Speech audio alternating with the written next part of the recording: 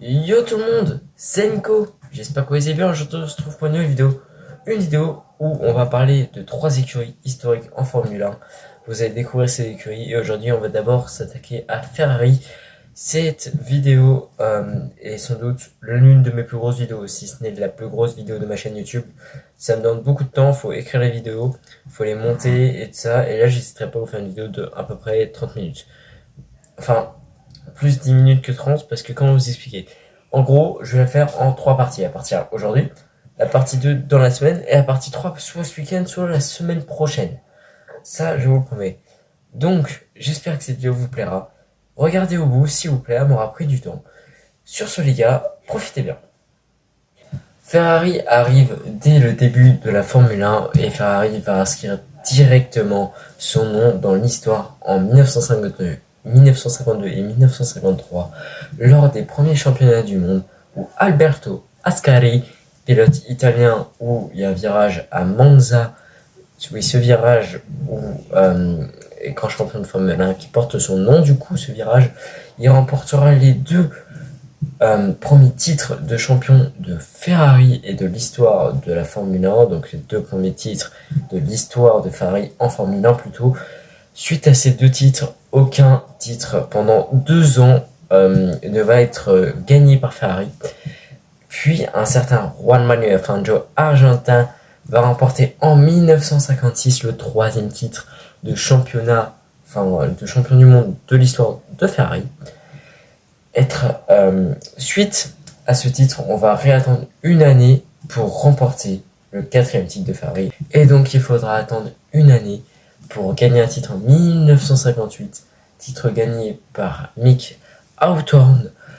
Il faudra attendre ensuite 2 ans en Formule 1 pour avoir un nouveau champion du monde chez Ferrari, le pilote américain Phil Hill, excusez-moi, des fois j'ai besoin des noms, du coup je les ai notés en haut, qui gagnera le championnat en 1961, donc il aura fallu attendre 3 ans.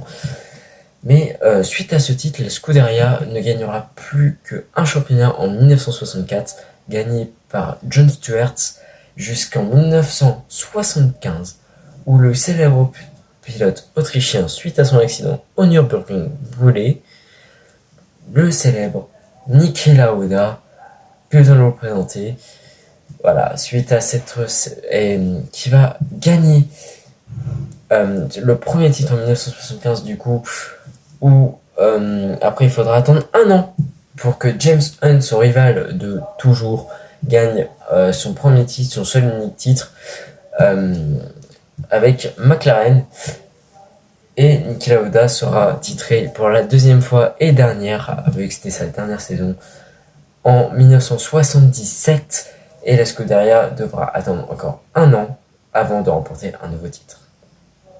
Donc il faudra attendre 1 an avant de voir Jody Scheckter, remporter en 1979 le 9e titre en Formule 1 de la Scuderia Ferrari, pour attendre finalement 21 ans avant que le célèbre pilote champion chez Benetton et chez Jordan auparavant, le célèbre allemand Michael Schumacher, 7 champion du monde, on n'a même plus besoin de présenter, qui gagnera son 3e championnat et premier avec Ferrari, et il fera ensuite de même en 2001, 2002, 2003, 2004, 2005, pas 2005, excusez-moi. Et donc, à partir de 2000, il en gagnera 5 consécutivement. Ensuite, la Scuderia devra attendre 3 ans avant de voir son seul et dernier pilote finlandais à avoir gagné un championnat. Oui, car Kimi Raikkonen va gagner le dernier championnat remporté par la Scuderia Ferrari en 2007, lors de l'année de ma naissance. Voilà, petite anecdote. Et donc, après, ils ne gagneront pas d'autres titres. Ça fait maintenant plus du coup de 10 ans qu'ils n'ont pas gagné de titre. J'ai pas de calcul, je peux me mentir.